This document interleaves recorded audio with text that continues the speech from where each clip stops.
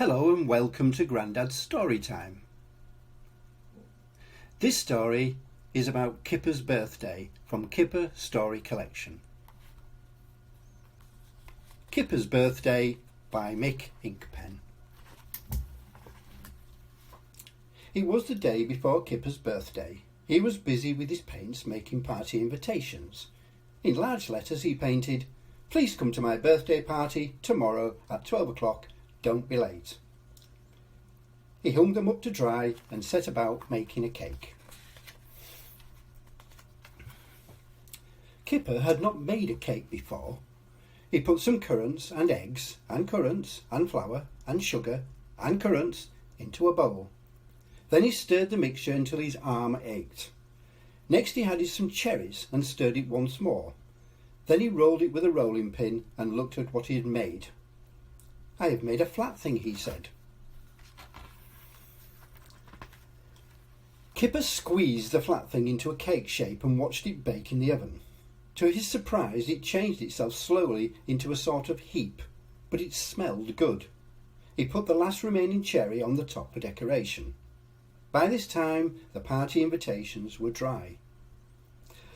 "Oh, I'll deliver them tomorrow," yawned Kipper. "It's too late now."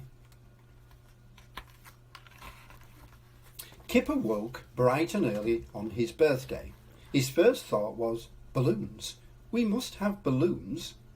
But as he rushed downstairs, another thought popped into his head. Invitations.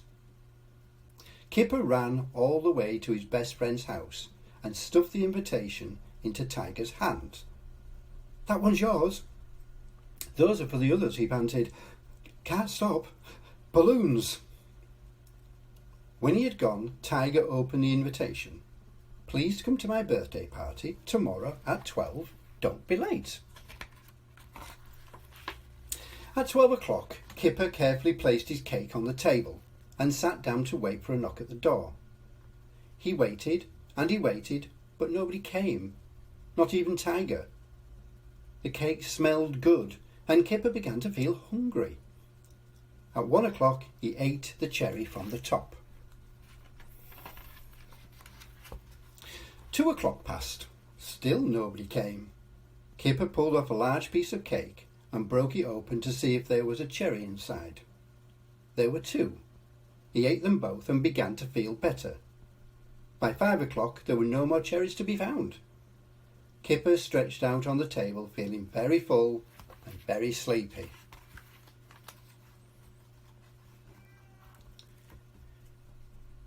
Kipper slept through the evening and into the night. He dreamt about climbing a mountain made of cake and dodging great cake boulders as they crashed towards him. Even when the sun streamed through his window the next morning, he did not wake, but snored peacefully until noon, when he was woken by a knock at the door. His friends had come. "Happy birthday, Kipper," said Jake. "Happy birthday, Kipper," said Holly. "And many happy returns," said Tiger. Kipper blinked and rubbed his eyes. "But my birthday was yesterday," he said sleepily. They looked at the invitation.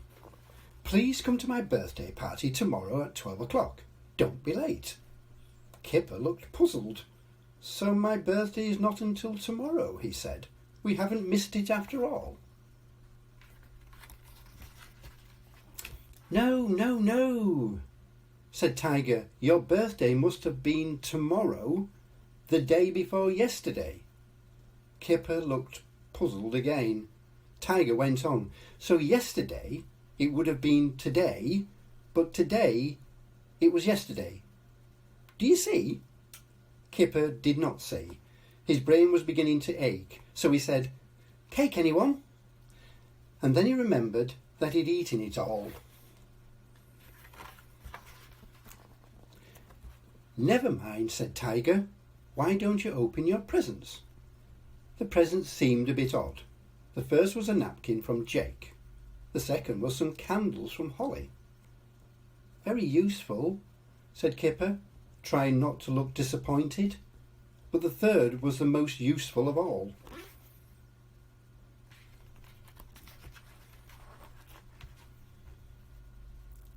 It was a cake.